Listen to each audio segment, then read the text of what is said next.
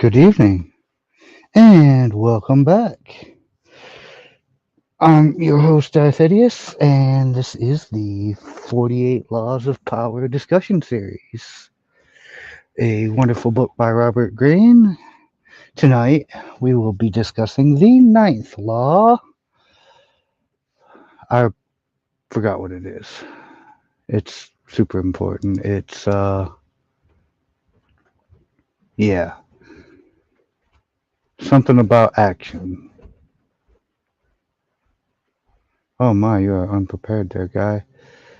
Law 9. Win through your actions, never through argument. Like it says on the thumbnail. Something like that. Uh, Good evening, Cat Ninja. Ninja Kiki. Hello, Grace. Biju. Good evening. Good to see you. So yeah, I was kind of a little bit excited about this law earlier just because,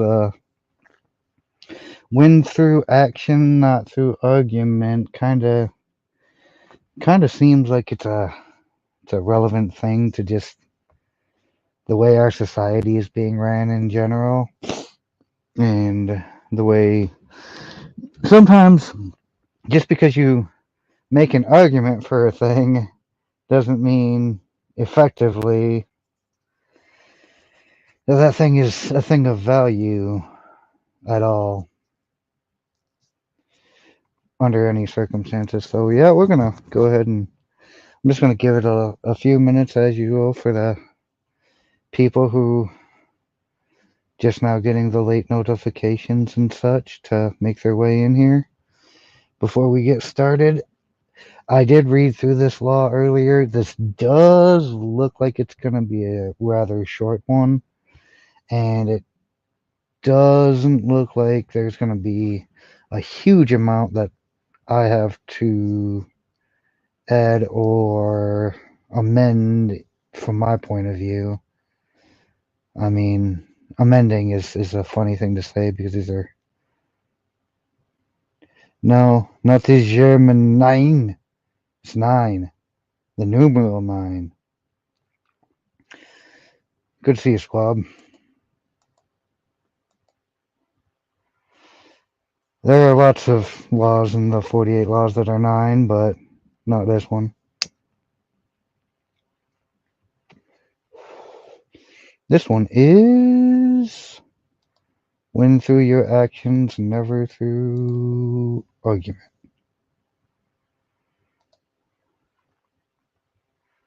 So, yeah. Makes me think of politicians who make arguments for policy that none of them actually are subject to. It's like, oh, you want to do things like illegal military action, yet you don't want to go, and nobody you know has to go, but you're going to send everybody else. Right. But I don't want to get too political about it because I know it's a hot culture season for getting too political, which is why we don't do the political streaming on Darths. We do that to Cool Frog.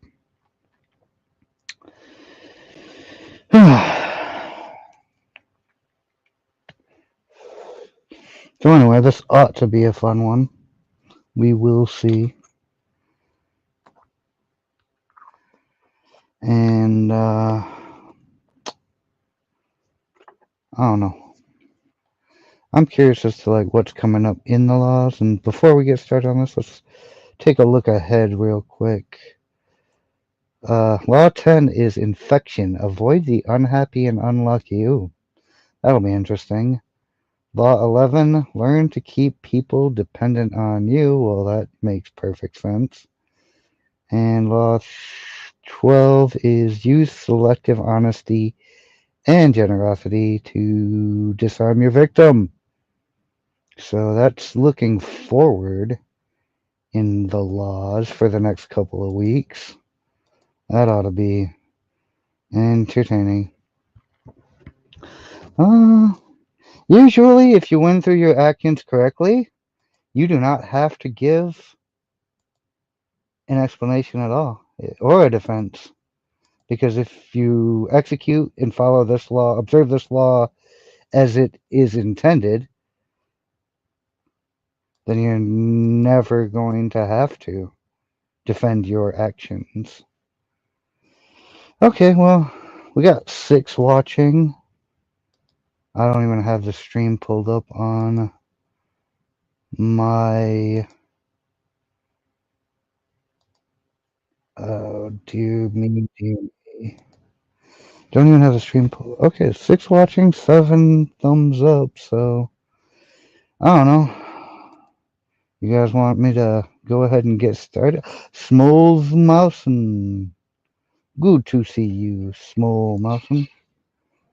Oh, what is that? Oh, my phone is trying to remind me that I am going live at the same time everybody else is. But I got my squad here, so who wants to get started? I figure I'd give it approximately 2 more minutes. I could put a little countdown up on the screen if you wanted. But after about 10 minutes, I feel like we can go ahead and get her going.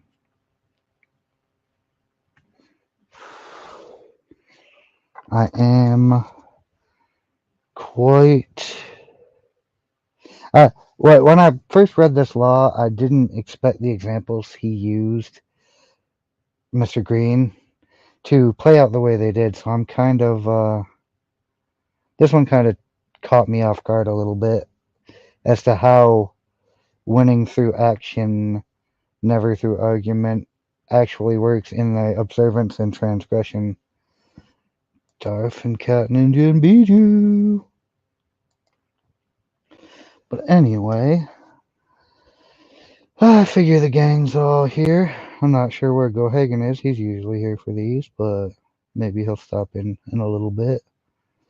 Without further ado, let's get ripping. Law 9. Win through your actions, never through argument. Judgment. Any momentary triumph you think you have gained through argument is really a Pyrrhic victory. The resentment and ill will you stir up is stronger and lasts longer than any momentary change of opinion. It is much more powerful to get others to agree with you through your actions without saying a word. Demonstrate. Do not explicate. Transgression of the law. In 131 BC, the Roman consul Publius Crassus Dives Mucianus, laying siege to the Greek town of Pergamus, found himself, that's a mouthful right there, found himself in need of a battering ram to force through the town's walls. He had seen a couple of hefty ship's masts in a shipyard in Athens a few days before, and he ordered that the larger of these be sent to him immediately. The military engineer in Athens who received the order felt certain that the consul really wanted the smaller of the masts. He argued endlessly with the soldiers who delivered the request. The smaller mast, he told them, was much better suited to the task, and indeed it would be easier to transport. Okay. So, important military guy orders you to send, like, I need this mast. Give it to me. And the military engineer, who is definitely a know-it-all, probably the actual authority in this situation, says, "Oh, no, no, no, no. You don't want a big one. You don't want the big one. Here, take the little one. Now, put yourself in the soldiers who brought you this order. Like, your commander, your general, your consul, if you will, he didn't order you to come back with the smaller one. He said, bring me the big one. And this guy is arguing, nope, take the small one. And he's probably right, but that is not what they asked him for.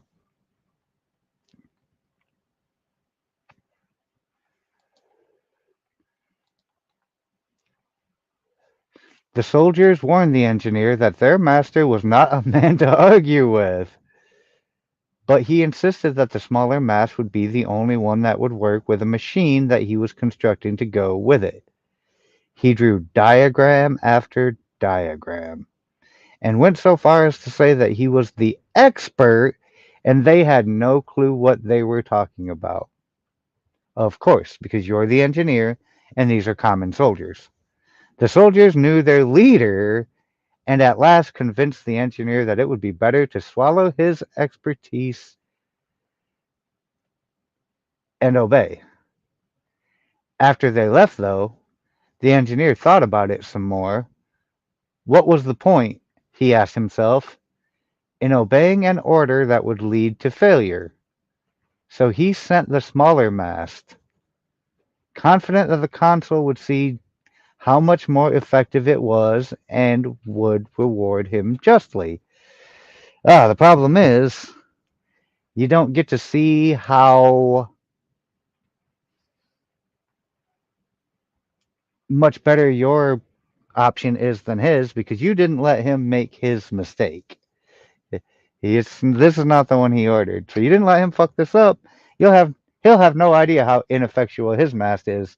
All he knows is that he told you, "Give me X," and you sent him Y. And why did you do that? Well, because you knew better, but you couldn't demonstrate it. Hello, Mr. Madness.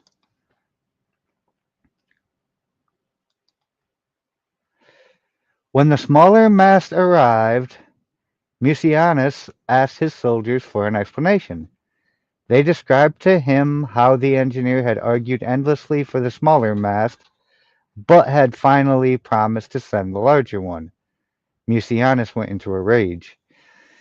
He could not concentrate on the siege or consider the importance of breaching the walls before the town received reinforcements. All he could think about was the impudent engineer, whom he ordered to be brought to him immediately. Arriving a few days later, the engineer gladly explained to the consul one more time the reason for the smaller mast. He went on, using the same arguments he had made with the soldiers. He said it was wise to listen to experts in these matters, and if the attack was only tried with the battering ram he had sent, the consul would not regret it. Mucianus let him finish. Then he had him stripped naked before the soldiers and flogged and scourged with rods until he died. Wah wah. So, that was not the best argument for him. That did not go the best for him at all.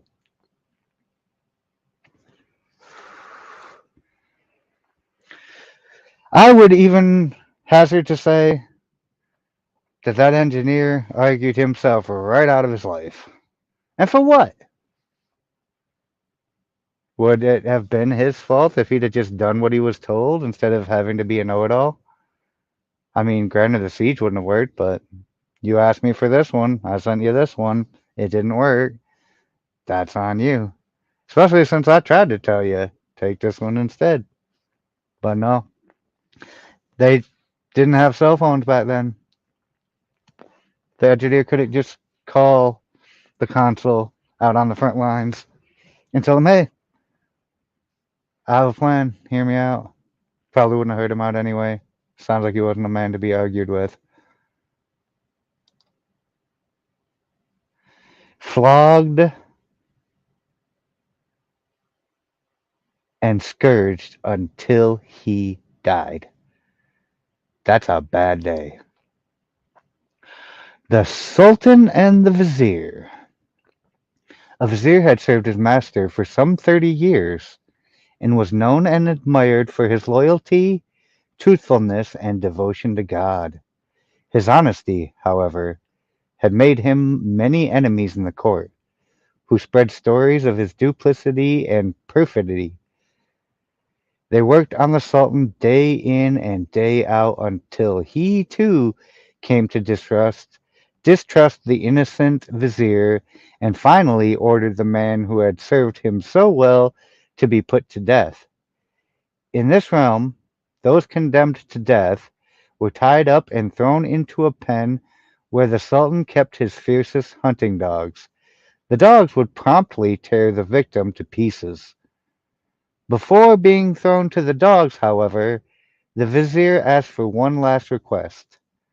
"I would like 10 days' respite," he said, "so that I can pay my debts, collect any money due to me, return items that people have put in my care, and share out my goods among the members of my family and my children, and appoint a guardian for them."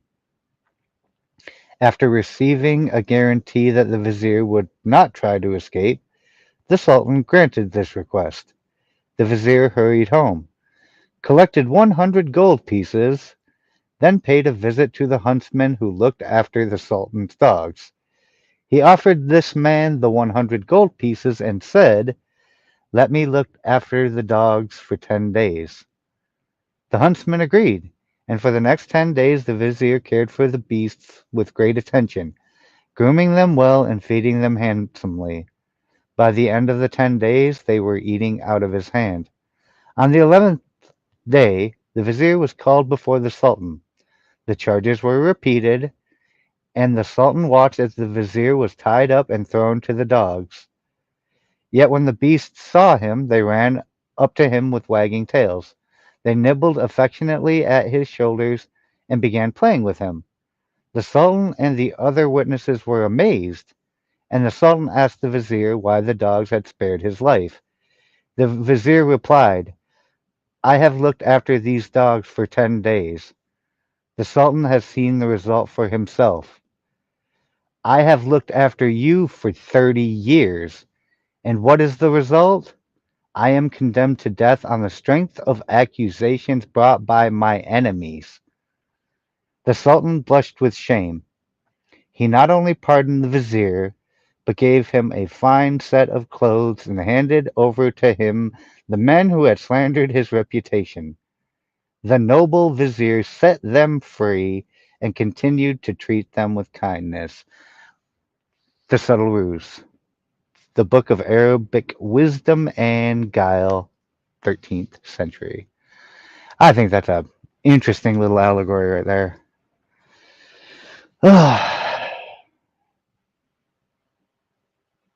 Yeah, I mean, his honesty led to probably a lot of envy in the less scrupulous or more unscrupulous characters in the bunch. You just subbed to Cat Ninja. Does Cat Ninja making content now? Oh shit, we missed the well, we didn't miss the twins. We was reading. Y'all didn't miss it. Cheers.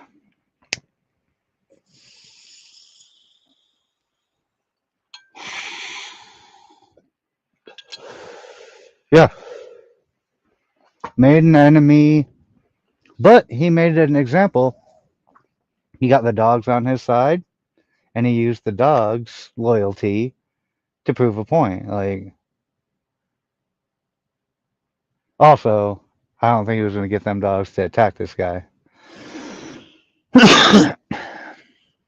So that is a key of like he could have argued for his life. He could have begged. He could have pleaded, but no, he went and made friends with his basically his executioners and used that to prove a point that like, hey, I've always been on your team. Always looked after you. This the thanks I get. They're more grateful to me than you. I don't know, I just thought it was pretty poignant how that worked out for him. Anywho, back to our friend the engineer. Interpretation. The engineer, whose name has not been recorded by history, had spent his life designing masts and pillars, and was respected as the finest engineer in a city that had excelled in the science. He knew that he was right. A smaller ram would allow more speed and carry more force. Larger is not necessarily better. Of course, the consul would see his logic and would eventually understand that science is neutral and reason superior. How could the consul possibly persist in his ignorance if the engineer showed him detailed diagrams and explained the theories behind his advice? The military engineer was the quintessence of the arguer, a type found everywhere among us.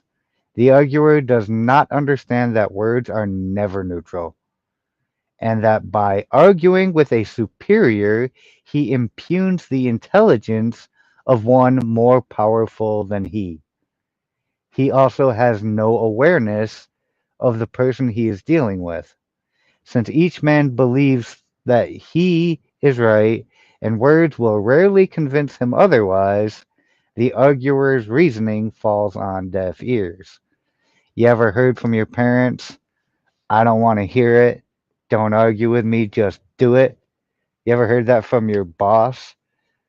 Just do it this way, even though you might have a concept for a more efficient or easier path to accomplish the same goal, but you end up arguing for your point and you just end up hitting a brick wall. Like, I don't know, maybe our congressional body do this kind of shit. Hello, beautifully. Welcome, welcome, welcome. I mean, I hear people arguing for shit all the time that just doesn't make any sense. It doesn't map onto reality, and it's ridiculous, ridiculous, ridiculous.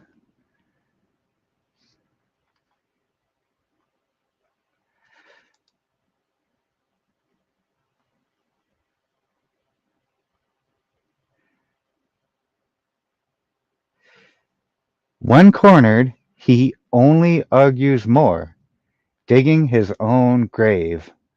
Once he has made the other person feel insecure and inferior in his beliefs, the eloquence of Socrates could not save the situation. It is not simply a question of avoiding an argument with those who stand above you. We all believe we are masters in the realm of opinions and reasoning. You must be careful, then. Learn to demonstrate the correctness of your ideas indirectly. And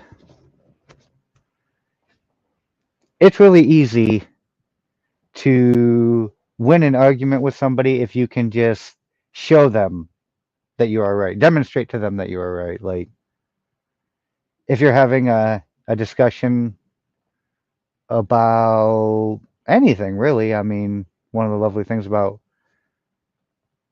being in the information age is you can usually bring up any topic and you can do a cursory bit of research and you can find out, is that true? Is that an old wild? It's getting more and more difficult in certain regards for that. But I do absolutely love the example that they give here for the observance of this law because it's quite the story.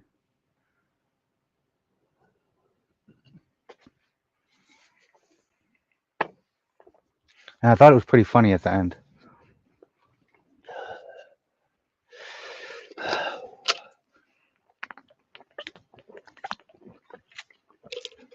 Anyone in the audience who's just sitting and listening have any thoughts on our man, the military engineer, who, I mean, always be kind to doggos.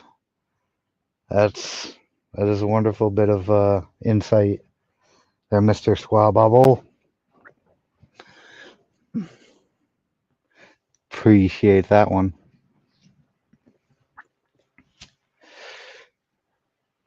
Do you think there's any way that the engineer could have argued this? I think, honestly, if he had wanted to win this argument and not have to die about it, what he ought to have done, and this is what I would have done, I would have, like he said, granted the request, sent the larger mast as was demanded, but also I would have insisted on, okay, well, I'm going to have people bring the second mast as well, and I'm going to accompany you myself.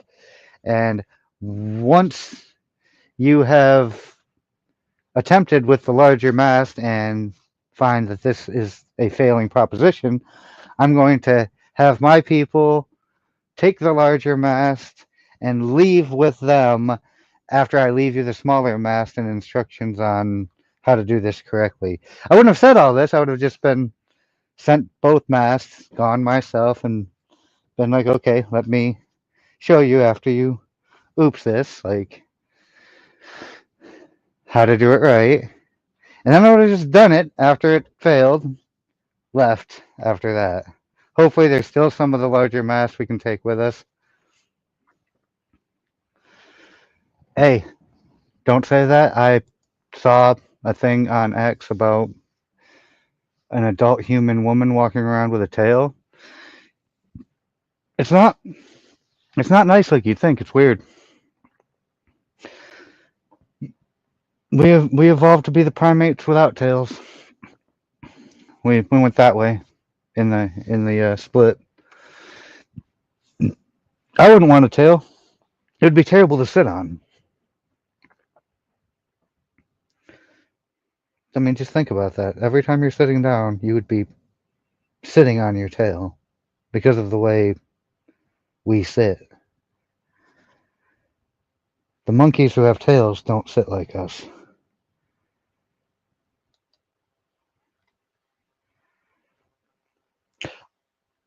Observance of the law. This is a fun story right here. In 1502, in Florence, Italy, an enormous block of marble stood in the works department of the Church of Santa Maria del Fiore. It had once been a magnificent piece of raw stone, but an unskilful sculptor had mistakenly bored a hole through it where there should have been a figure's legs, generally mutilating it. Piero Soderini, Florence's mayor, had contemplated trying to save the block by commissioning Leonardo da Vinci to work on it, or some other master, but had given up since everyone agreed that the stone had been ruined. So, despite the money that had been wasted on it, it gathered dust in the dark halls of the church. You got a busted up ass piece of marble.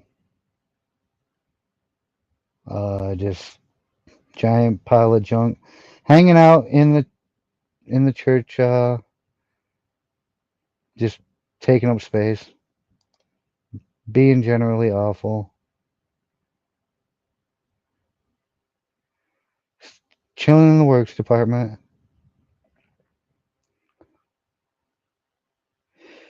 This was where things stood until some Florentine friends of the great Michelangelo decided to write the artist, then living in Rome.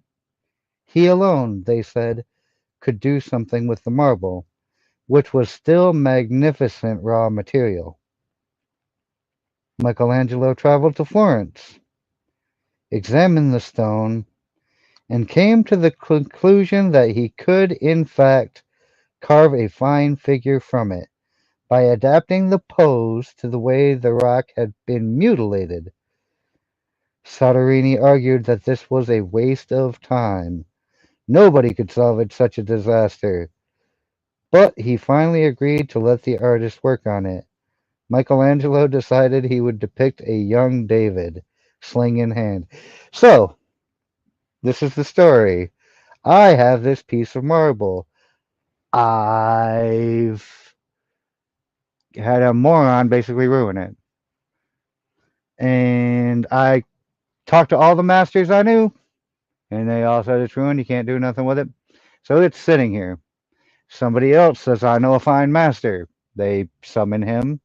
He comes in, he says, I got you. And then the very same guy who couldn't find a master to take this channel literally has this thing sitting here collecting dust. It's going to be like, no, it's not worth the time. What else are you going to do with it? It is literally just sitting there. You haven't got anyone else like coming in to make beautiful art out of this thing. Why would you even argue? Doesn't make any sense. Weeks later, as Michelangelo was putting the final touches on the statue, Soderini entered the studio.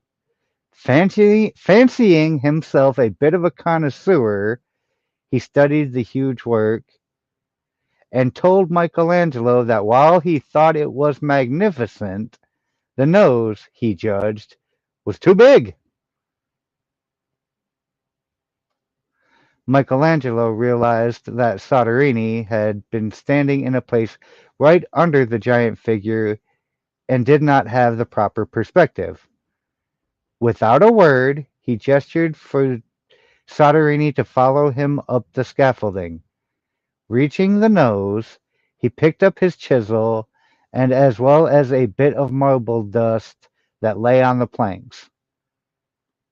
With Soderini just a few feet below him on the scaffolding, Michelangelo started to tap lightly with the chisel, letting the bits of dust he had gathered in his hand fall, fall little by little. He actually did nothing to change the nose, but gave every appearance of working on it. After a few minutes of this charade, he stood aside. Look at it now. I like it better, replied Soderini. You've made it come alive. Nah, did you? Oh, hi. Uh, did I did I miss a lot? I hope there isn't a test. I haven't started doing any tests on these, and yeah, you might have missed a lot, like most of it, maybe all of it. This is a very short one. It really is. Hi, Val. Good to see you.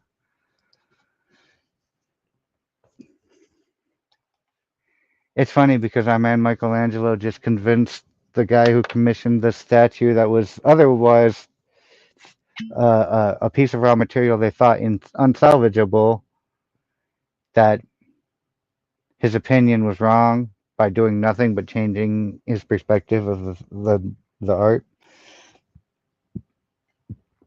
Seems he could have stood there and argued with him, and he could have taken great offense. Like, it's up 357. I haven't seen you in a long time. I mean, not here anyway. Seen you over at Frogs. I think it was yesterday, last night.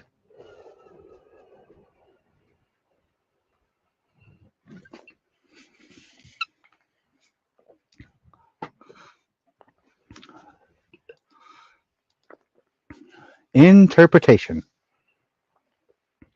Michelangelo knew that by changing the shape of the nose, he might ruin the entire sculpture. Yet Soderini was a patron who prided himself on his aesthetic judgment. To offend such a man by arguing would not only gain Michelangelo nothing, it would put future commissions in jeopardy. Michelangelo was too clever to argue. His solution was to change Soderini's perspective, literally bringing him closer to the nose, without making him realize that this was the cause of his misperception.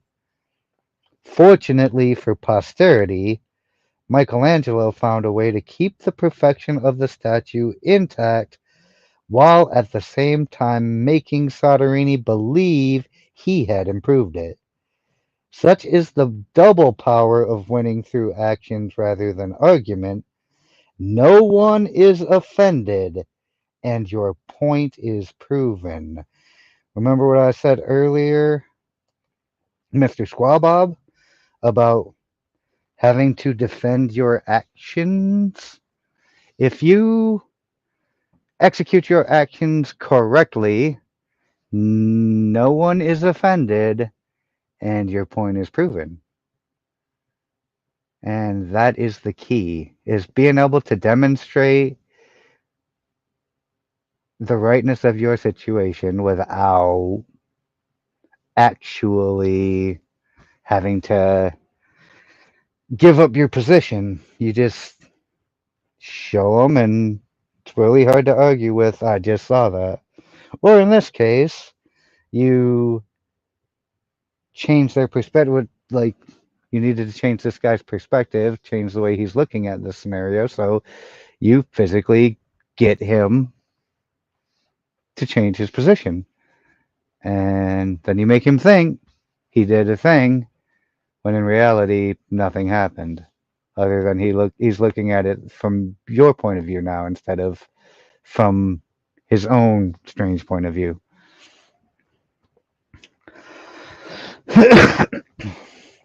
Here's another fun allegory. The works of Amasis. And pardon me, y'all, but I don't speak Egyptian, so I'm going to butcher a lot of names in this one. When a priest had been deposed in the way I have described, Amasis came to the throne. He belonged to the district of Sais and was a native to the town called Siuf.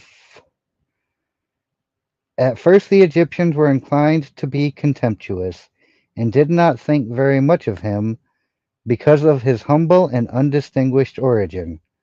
But later on he cleverly brought them to heel, without having recourse to harsh measures. Amongst his innumerable treasures he had a gold foot bath, which he and his guests used on occasion to wash their feet in. This he broke up, and with the material had a statue made to one of the gods, which he then set up in what he thought the most suitable spot in the city. The Egyptians, constantly coming upon the statue, treated it with profound reverence, and as soon as Amasis heard of the effect it had upon them, he called a meeting and revealed the fact that the deeply revered statue was once a foot bath, which they washed their feet and pissed and vomited in. So next time y'all want to use a foot bath, I'm just saying, like, you don't know where that thing has been. Do not put your feet in there. He went on to say that his own case was much the same, in that once he had been only an ordinary person and was now their king, so that just as they had come to revere the transformed foot bath, so they had better pay honor and respect to him too. In this way the Egyptians were persuaded to accept him as their master. The Histories, Herodotus, 5th century BC. That sounds kind of like a jump. Like, I made this statue out of a foot bath. Worship me. I mean, just this one doesn't make any sense to me. This allegory. I mean, this guy took apparently assumed the throne, and then he made a statue out of a foot bath. And I don't know. I've heard the parables of Jesus, and they make sense. This parable does not make sense to me. I guess I would need further explanation.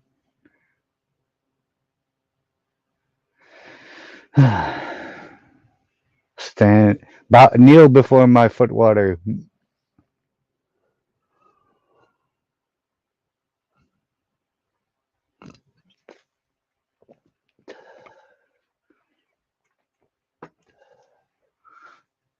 It's hard to add anything to this except for he demonstrated that you can make a statue to the gods out of gold because his foot bath was gold.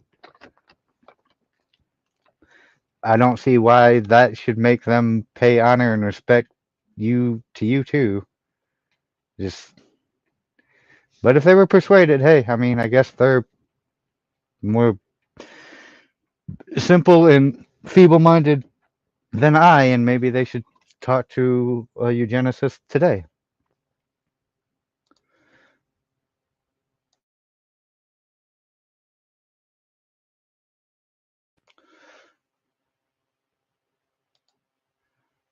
Keys to power.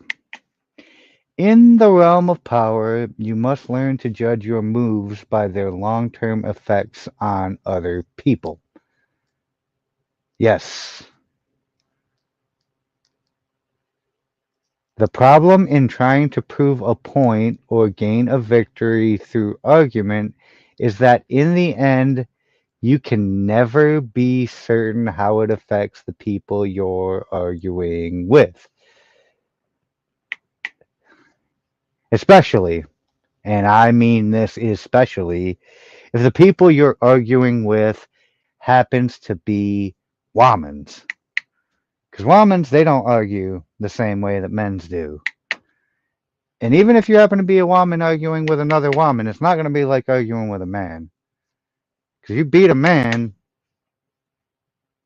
I mean that I'm not even going to get into why arguing with women is a whole nother can of worms. I'm just going to let y'all uh, have faith that I know. Ew, Farget,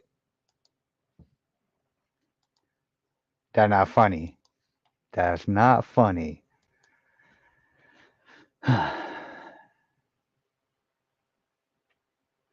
They may appear to agree with you politely, but inside they may resent you, like a woman. Or perhaps something you said inadvertently even offended them, like calling them a woman. Words have that insidious ability to be interpreted according to the other person's mood and insecurities. Has anybody here raise your hand if you've ever like it misinterpreted something someone said because you were in a bad mood or otherwise annoyed, distracted, whatever, like maybe you're just having a bad day and you took something completely wrong and you got kind of upset about it and you wanted to fight about it. It's like, oh, whoa, whoa, whoa, whoa. That's not what I meant. And it's like, oh, damn, my bad. Sometimes you don't say my bad, though. Sometimes you just say, fuck you. That's kind of a problem.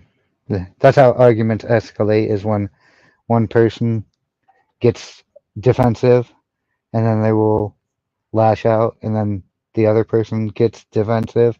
Next thing you know, you got a fight and you don't even have a discussion anymore. You have just an argument that's not going well for anybody. Uh, yes, I'm human. Mistakes have been made. I can totally agree. I have made a great many mistakes. I fall so far short of. I like to consider myself decent at arguing, even, and I fall so far short of having a winning record in that. I mean, maybe a winning record at some, but definitely not perfect. Definitely not.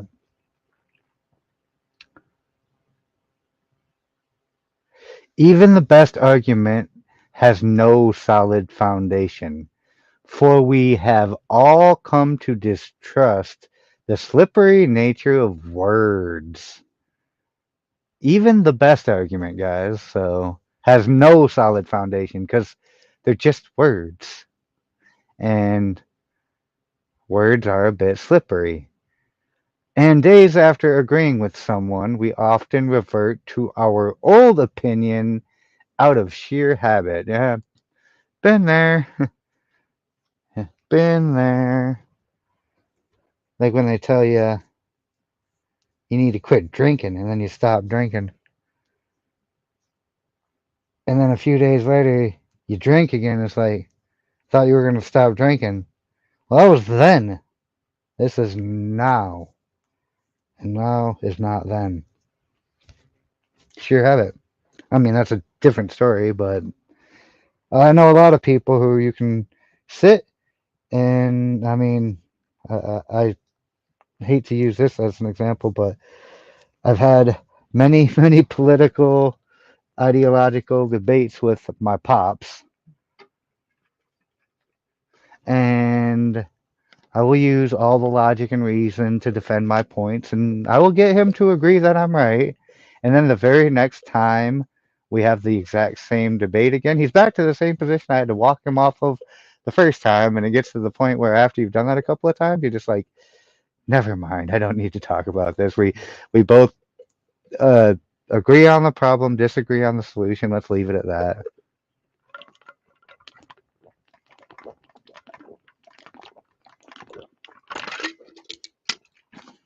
This is now. Now and then. When will then be now? Soon. I mean, I'm not usually the one who starts these things because I hate doing them because I know that they're circular in nature. So I'm not the one who debates these, but he's just sometimes he's so boomery that it's hard not to argue with him. It's a problem. It's a problem. I need to learn to just leave it alone. You're right, but I mean, don't ask me what I think of something and then try to tell me why my opinion is wrong. Understand this. Words are a dime a dozen. Everyone knows that in the heat of an argument, we will all say anything to support our cause.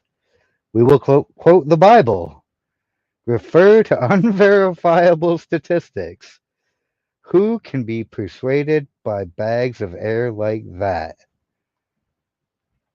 Action and demonstration are much more powerful and meaningful. They are there before our eyes for us to see. Yes, now the statue's nose does look just right. There are no offensive words, no possibility of misinterpretation. No one can argue with a demonstrated proof. As Baltasar Gracian remarks, the truth is generally seen, rarely heard. What are you gonna believe? Me or your own lying eyes? Hmm? Because I'll tell you all about it. And this is why I was getting this point right here is kind of where I get to our lovely politicians because as it is to be a politician, you get elected based on what you can promise the people who vote for you.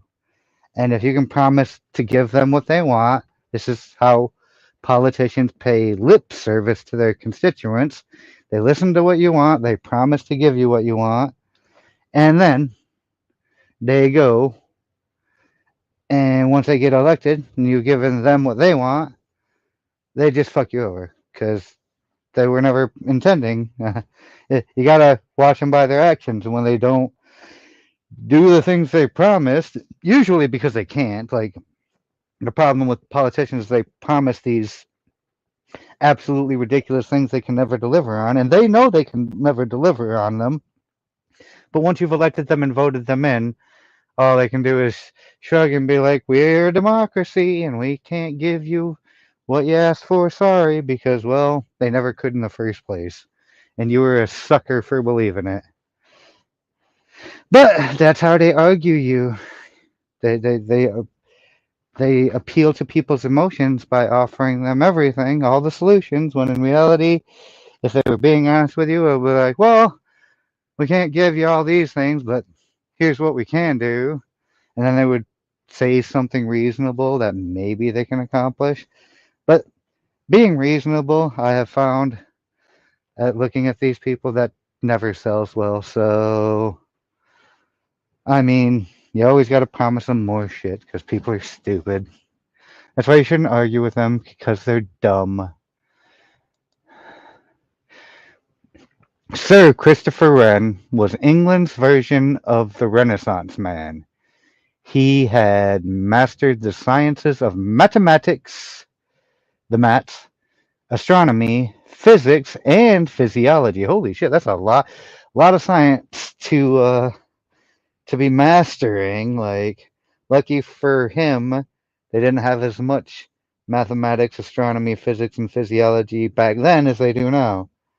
Yet during his extremely long career as England's most celebrated architect, he was often told by his patrons to make impractical changes in his designs. Never once did he argue or offend. He had other ways of proving his point. In 1688, Wren designed a magnificent town hall for the city of Westminster. The mayor, however, was not satisfied. In fact, he was nervous. He told Wren he was afraid the second floor was not secure, and that it could all come crashing down on his office on the first floor. He demanded that Wren add two stone columns for extra support. Wren, the consummate engineer, knew that these columns would serve no purpose, and that the mayor's fears were baseless. But build them he did, and the mayor was grateful. It was only years later that workmen on a high scaffold saw that the columns stopped just short of the ceiling. Ah, I'll put the columns in, but I'm going to make them too short so that they don't support anything, just to prove you're wrong. And you ain't even going to know, not till for a very long time, but by the way, you know those columns you demanded? Yeah, they were bullshit. I'm the engineer. You're the mayor. I'll do engineering. You do mayoring. But check out these awesome, useless columns that don't hold nothing up. That is hilarious. Like, because I mean, it wouldn't really have because he said they wouldn't serve any purpose. It wouldn't have hurt anything to just build them in completely. Like, okay, so you got a little extra unnecessary support, but he did this as a trolling to prove his point. Like, I'm gonna put these columns in, make them intentionally worthless at your expense because, well, you wanted to argue with me about my design. That's a little ego. That's a little ego showing, but I fucks with it because he made his point. Years later, they got his point. That mayor probably wasn't even mayor anymore. But no, I don't need to argue with you. I got ways. They were dummies. And I mean the columns, not the mayor, but allegedly. But both men got what they wanted. The mayor could relax, and Wren knew posterity would understand that his original design worked and the columns were unnecessary. The power of demonstrating your idea is that your opponents do not get defensive and are therefore more open to persuasion. Making them literally and physically feel your meaning is infinitely more powerful than argument. And it is, because, like I said, you can argue with someone about a topic till you're blue in the face. But if you can just bring up some proof or make a demonstration that proves your point, you settle that argument instantly. It's like, okay, well, I just showed you it. Like, what are you going to believe? Me you or your own lying eyes? I mean, it seems some of us men or women can't humble ourselves. And this is that's why people sometimes argue themselves right into the shit. And I have been guilty of this. especially arguing with authority when it's. I learned because I've had some like tough issues with people that I've worked for where I see a thing, right?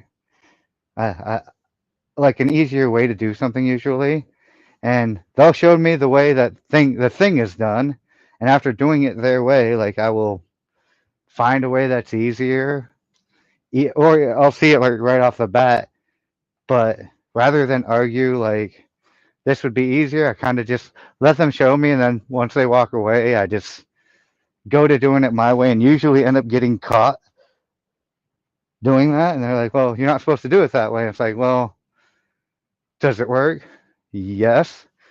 It's easier for me to do it this way. I can do it easier or more efficient or both, usually both. So, if it's all right with you, since I'm still getting the results that you want, and it's not like I'm cutting corners or cheapening it, I I just like to keep doing it my way, and that usually works because hey, as long as you got the uh, got the end results, I don't particularly care. Like if you do it a different way, that's my opinion. Some people are a lot more stickler on procedure. I just like results. So if I can get better results, I'm down for that.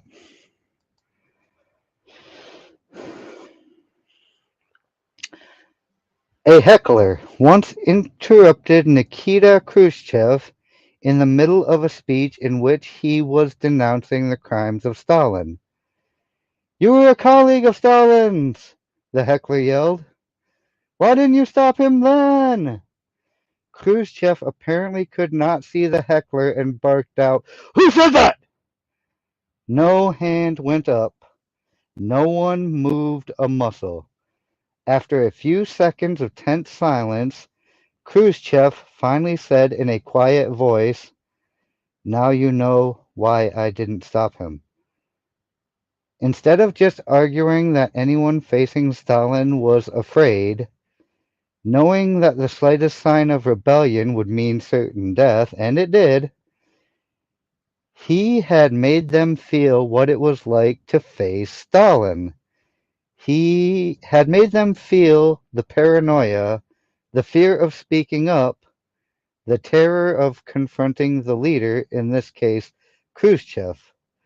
The demonstration was visceral, and no more argument was necessary.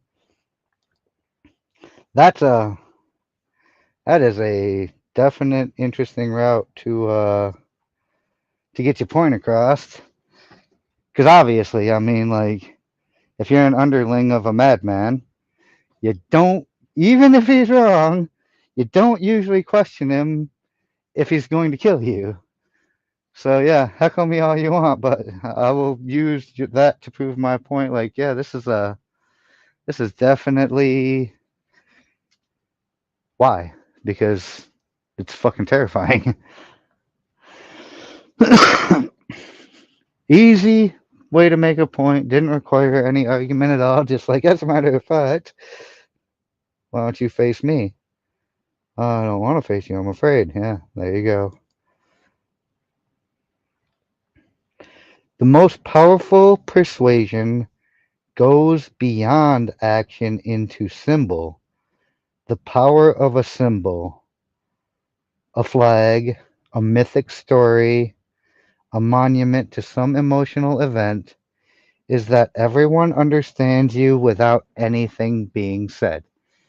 In 1975, when Henry Kissinger was engaged in some frustrating negotiations with the Israelis over the return of part of the Sinai Desert that they had seized in the 1967 war, he suddenly broke off a tense meeting and decided to do some sightseeing. He paid a visit to the ruins of the ancient fortress of Masada, known to all Israelis as the place where 700 Jewish warriors committed mass offlining in 73 AD, rather than give in to the Roman troops besieging them. Okay, so that sounds like an act of sheer cowardice. Like, rather than surrender to the Romans or fight to the last man, we're going to commit self-die.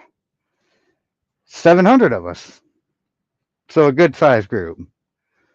I mean, I personally, rather than surrender, I would go out shooting. Like, I'm gonna fight till they put me down completely. Oh, Sig's leaving. Take care, 357 Sig. You don't beat 9mm, but that's an argument for later, and I don't need to argue. We'll just demonstrate. uh,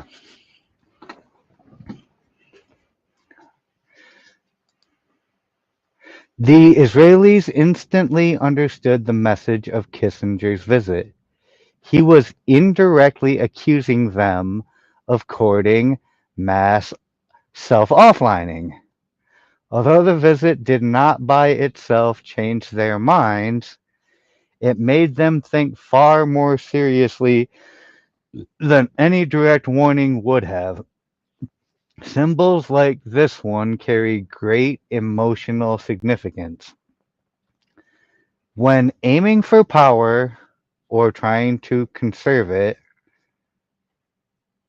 always look for the indirect route, and also choose your battles carefully. If it does not matter in the long run whether the other person agrees with you, or if time and their own experience will make them understand what you mean, then it is best not even to bother with a demonstration. Save your energy and walk away. So you kind of want to prove this point in as little work as possible without doing the argument. And if you can just I mean, like the wise guys, nice bar you have here. It'd be a shame if something happened to it. See you later. The implication has been made. We don't need to argue. We don't need to threaten you. We just send big Goombas to talk to you. And they don't threaten you. They give you a symbol. And then they leave. And if you didn't get the message the first time, that's when the argument gets bad.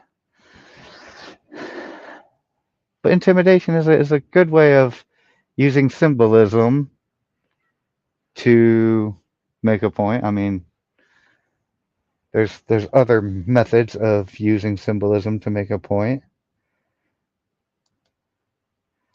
That's a nice one.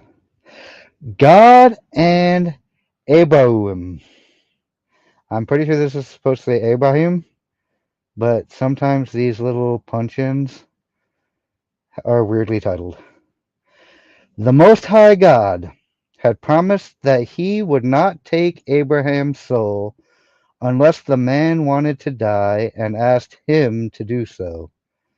When Abraham's life was drawing to a close and God determined to seize him, he sent an angel in the guise of a decrepit old man who was almost entirely incapacitated. The old man stopped outside Abraham's door and said to him, "O Abraham, I would like something to eat." Abraham was amazed to hear him say this. "Die," exclaimed Abraham. "It would be better for you than to go on living in that condition." Abraham always kept food ready at his home for passing guests, so he gave the old man a bowl containing broth and meat with breadcrumbs. The old man sat down to eat. He swallowed laboriously with great effort, and once he took some food, it dropped from his hand, scattering on the ground. "O Abraham," he said, "help me to eat." Abraham took the food in his hand and lifted it to the old man's lips, but it slid down his beard and over his chest. "What is your age, old man?" asked Abraham. The old man mentioned a number of years slightly greater than Abraham's old age.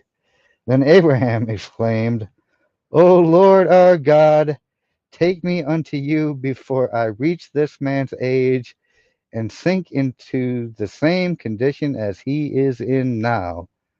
No sooner had Abraham spoken these words than God took possession of his soul. The Subtle Ruse, the Book of Arabic Wisdom and Guile, 13th century. This is the second time that they have actually referenced the Subtle Ruse.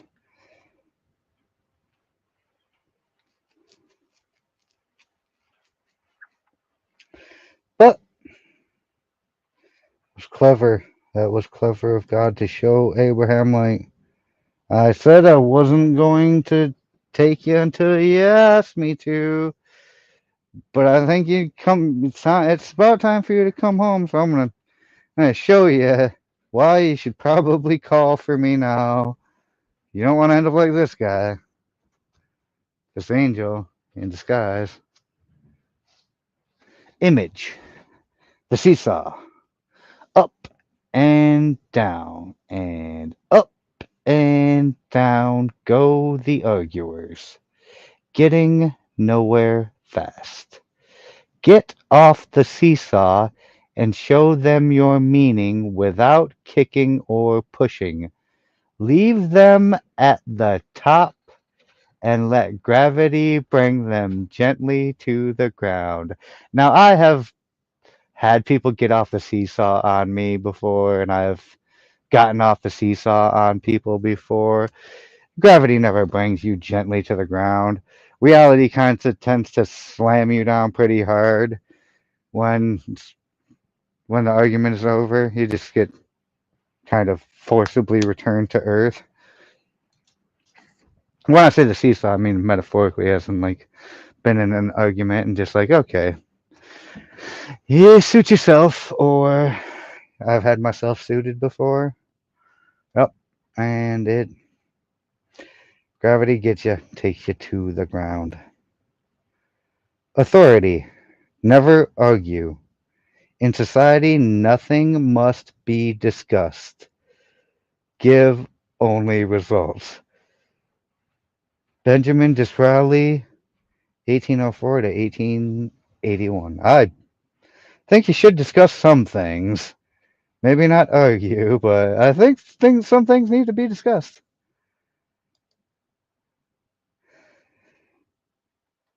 Now, the reversal here, this one is actually very, very interesting.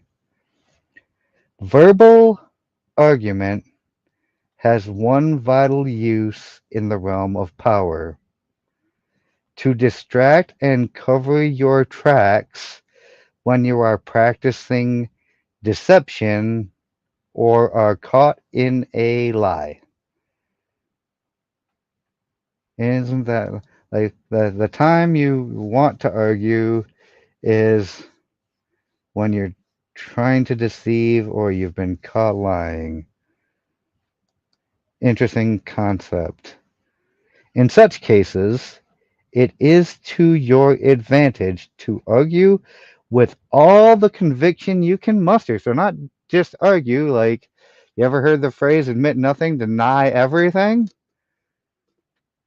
Draw the other person into an argument to distract them from your deceptive move. When caught in a lie, the more emotional and certain you appear, the less likely it seems that you are lying.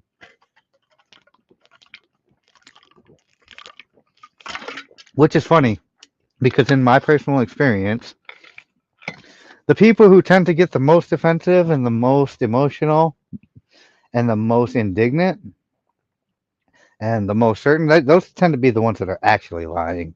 the people who react the most viscerally are usually the ones with something to hide. This technique has saved the hide of many a con artist. Once Count Victor Lustig, swindler par excellence, had sold dozens of suckers around the country a phony box with which he claimed to be able to copy money. Hey, here's a box. Just put $100 bill in it, and you do the right steps of the ritual, the process. You get 200 bucks. Discovering their mistake, the suckers generally chose not to go to the police rather than risk the embarrassment of publicity. I got swindled. I'm an idiot. I'm not going to tell anybody. But one Sheriff Richards of Remsen County, Oklahoma, was not the kind of man to accept being conned out of $10,000. $10,000 for these boxes. So they're not exactly cheap. And one morning he tracked Lustig down to a hotel in Chicago. Lustig heard a knock on the door. When he opened it, he was looking down the barrel of a gun. "What seems to be the problem?" he calmly asked. "You son of a bitch!" yelled the sheriff. "I'm going to kill you! You conned me with that damn box of yours!" Lustig feigned confusion.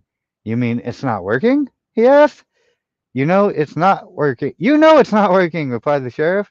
"But that's impossible," said Lustig. "There's no way it couldn't be working. Did you operate it properly?" "I did exactly what you told me to do," said the sheriff. "No, you must have done something wrong," said Lustig. The argument went in circles. The barrel of the gun was gently lowered, so the more and more he talks, the more and more this guy who's pointing his gun at him is rage. You can see it as they argue. His rage is subsiding, and his fervor and fury is starting to crack. Lustig next went to phase two in the argument tactic.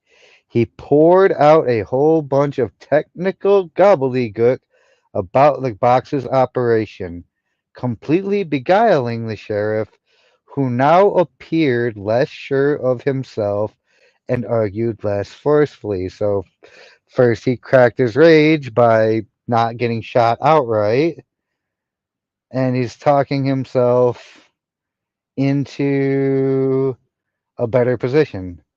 "Look," said Lustig, "I'll give you your money back right now. I'll also give you written instructions on how to work the machine, and I'll come out to Oklahoma to make sure it's working properly."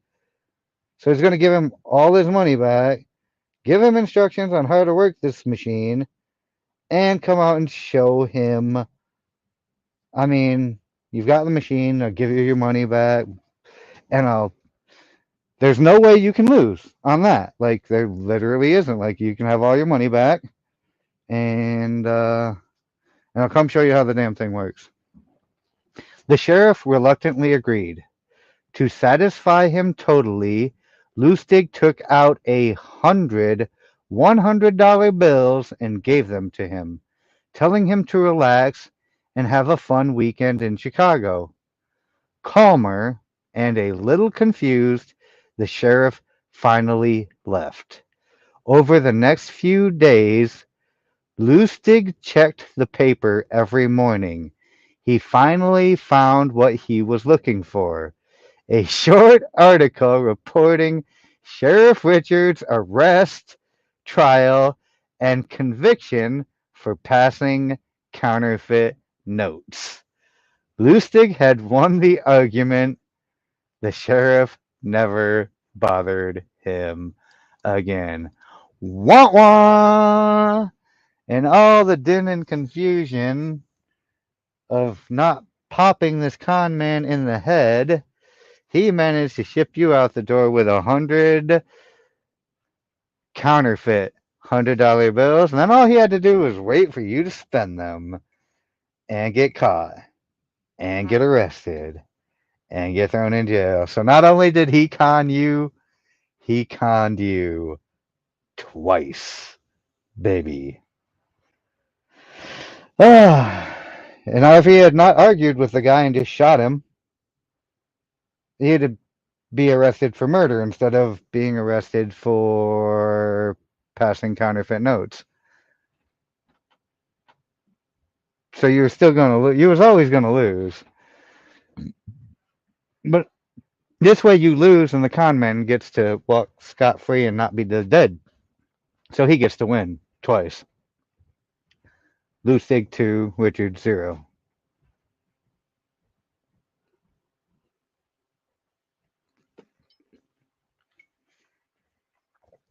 I think that's absolutely brilliant. Like, because he clearly had a plan for this situation,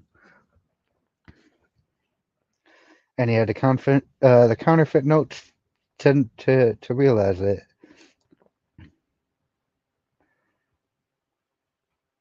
And that, my friends, was Law 9. Anyone, any questions on actions versus argument? Like I said, I didn't think I would have a whole hell of a lot to add to this one because the demonstrations on how this works were pretty clear to me. I mean, if anything was unclear to anyone else, I assume they would have. Is that a clapping of the hands, Miss Divinita? It's hard to tell what these damn emojis are on the StreamYard side. Yep, that's a clappy emoji. Oh, is it? Oh, it's that was very early. But since it is about cheersing time, I mean, cheers.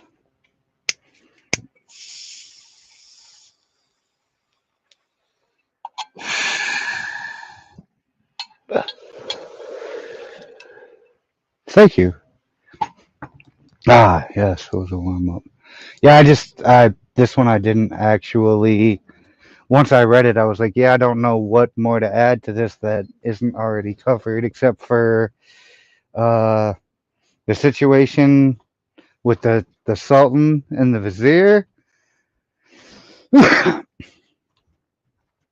It's like I sentenced you to death, and then you went and like made friends with my killing dogs.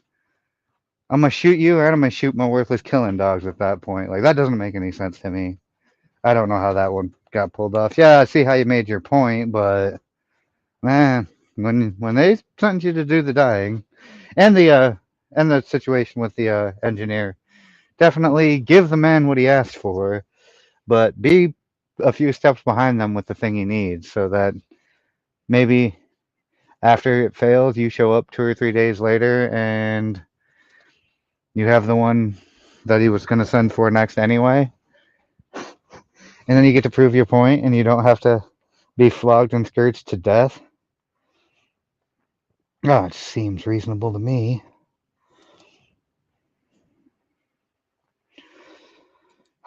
Maybe next week I will read the law upcoming, and if it seems like it's going to be another short one like this, maybe I'll plan for 2 of them next week. Uh, anyway, this has been Law 9 of the 48 Laws. If you haven't hit that like button and you enjoyed this content, go ahead and do that. If you think you know anyone else that might enjoy this series or series like it upcoming, go ahead and let them know to come on over, check out the channel. I would be more than happy to uh, have input from all different types of people with all different ways of thinking, because I know I'm not always correct, and even if I am correct doesn't mean I'm always right. But anyway, that said, this Saturday I'm going to be over with our friend Cool Frog on his locals doing the conversations with Cool Frog. So I don't know if you're all our locals subscribers or anything, but you can catch me there on Saturday, probably on Friday for open mic night, and Sunday project. I don't know if everyone has heard about it, but we're going to be doing a section called Exploring Spirituality, where we will be talking things of a spiritual and faith-based nature. I've agreed to be a part of that. I think Squab, Vicky, Frog, I heard something about Div potentially being there, so that'll be kicking off at 8:30 Eastern time this Sunday. Yeah, you don't need to get Cool Frog's locals link. That's kind of that's not my thing to promote. That's his thing to promote. I'm just the guest. I was just saying if you happen to be a member of that, you can come check me out over there. I have no idea what he's got planned for that. So we will see how that goes on Saturday. Hopefully it's not a giant dumpster fire.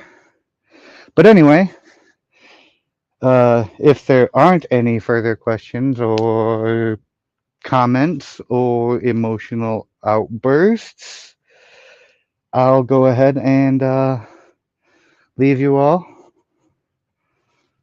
Yeah, just another opinion.locals.com. Yeah, I think that's right, Dev. I think that is right. But yeah, anyone, any final thoughts? Find him as Cool Frog on OnlyFans. I wouldn't argue for that, but we can demonstrate that it's a thing. You just look it up. It's a thing. I will not argue with you about it. I was just demonstrating that that's a thing. Oh my, oh my. Okay, everybody. Well, without further ado, then, I will see everyone back here, hopefully, next week, Wednesday, for Law 10 Infection. Avoid the unhappy and unlucky. Oh boy. Uh, no comment. You'll have to find out for yourself. No comment on that at all. Thank you all for joining me tonight. And see you next week. Peace. Yeah, right on time. Take care, Shy. I mean, sorry, sorry I missed that show. See you next week, 8 p.m. Eastern time.